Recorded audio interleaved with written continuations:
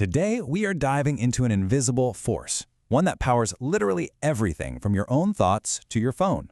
We're talking about the tiny but oh so immense power of ions. So let me ask you this. What could possibly connect the salt on your kitchen table, the battery that keeps your phone alive, and the actual signals firing inside your brain? I mean, they seem like they're from completely different worlds, right? Well, it turns out they all share one fundamental secret. And that's where we're going to start, by uncovering this really powerful connection. It's a hidden link that ties the technology in our hands to the very biology that makes us tick. So let's find out what it is. The answer to that entire puzzle? It's one simple word: ions. That's the key. And believe it or not, everything from the salty taste of your food to the very thought you're having right now is powered by these tiny charged particles. Okay, so that obviously brings up the big question. What is an ion? To really get a handle on the science of these charged atoms, we have to start with the basic building block of, well, everything. Let's do a super quick review of the atom. You can think of a normal atom as being perfectly balanced. It's got these positive protons in the middle and negative electrons buzzing around the outside. In a typical neutral atom, they're in perfect sync. The positive and negative charges just cancel each other out, so no overall charge at all. But that perfect balance is about to get broken. And an ion is exactly what you get when that atomic balance is shattered. It's just an atom that now has an overall electrical charge. So how does that happen? Well, it all comes down to gaining or losing those tiny, super important particles, the electrons. Now this next part is absolutely crucial. It's kind of the golden rule of making ions. Only the electrons can move. The protons, they're locked deep inside the nucleus. They are not going anywhere. This entire game is about electrons either joining the party or leaving it. And this brings us to what I like to call the electron shuffle. Let's dig into the nitty-gritty of how these atoms actually get their charge. So when it comes to becoming an ion, an atom really only has two choices. It can either lose electrons or it can gain them. Let's break down how each one of these paths works, and we'll start with losing them. All right, first up, losing an electron. Let's take a neutral sodium atom. It starts off with 11 positive protons and 11 negative electrons. See?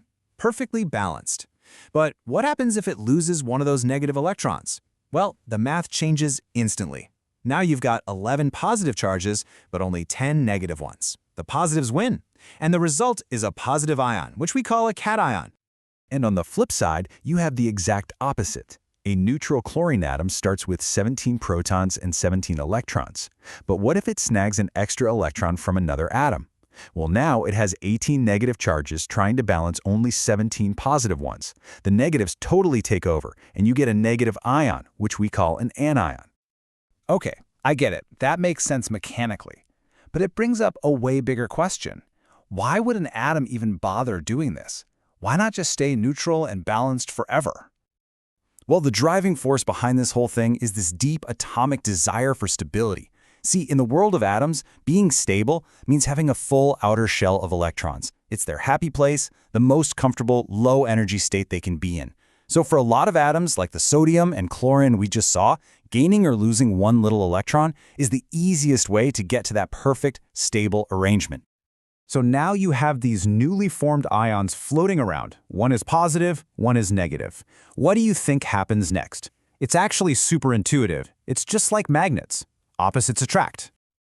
And that powerful pull is what we call an ionic bond.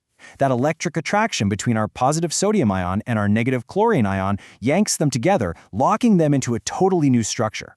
And that new structure is the compound NaCl, which you probably just call table salt. Okay, so now let's zoom out and see how this one fundamental process really builds the world around us. We figured out the salt, but this idea goes so much further. It brings us right back to our original question about your body and your batteries. The thing is, ions are literally everywhere. The signals flashing through your nervous system, that's actually just waves of sodium and potassium ions zipping across your nerve cells. The electricity you get from a battery, that's generated by a controlled flow of ions from one side to the other. Even things like sports drinks, they're just packed with electrolytes, which are simply the essential ions your body needs to keep running. Okay, we've covered a ton of ground. For this last part, let's just zoom out and lock in the one big idea that ties all of this together. So let's just boil it all down. A neutral atom is balanced, it's stable, It's happy on its own. But an ion is unbalanced. It has a charge, and that makes it reactive. It's always looking for an opposite charge to connect with. And that fundamental difference is what drives so much of chemistry and biology. And that brings us right to the core takeaway for this whole thing. The simple, tiny act of a single atom gaining or losing just one electron. It's a small change that produces absolutely enormous, world-shaping effects. So, the next time you sprinkle some salt on your food, or plug in your phone, or even just have a thought pop into your head, maybe you'll remember the invisible electron shuffle that's making it all possible. That right there is the incredible power of ions.